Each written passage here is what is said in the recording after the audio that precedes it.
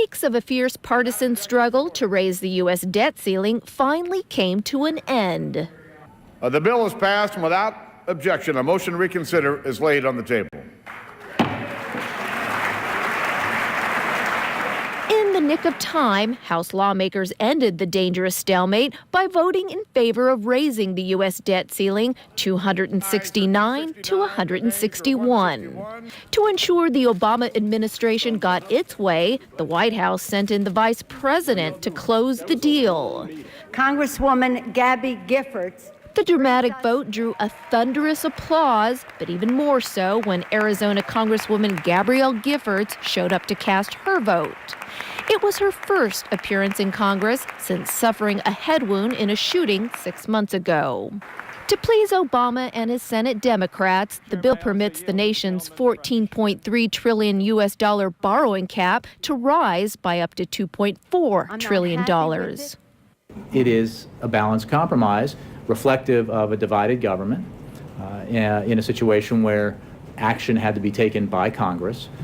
Winning praise by House Republicans, the bill calls for slicing more than $2 trillion from federal spending over a decade.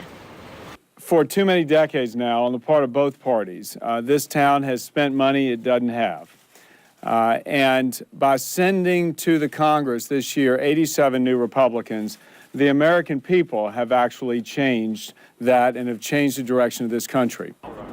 The question is this plan big enough to make a significant change? The answer is no, according to Asian stock markets that slid today over fears the world's largest economy might be sliding back into recession. We still expect that the downturn of the U.S. economy still remains unchanged, and it might take a little longer before we see the recovery of the U.S. economies.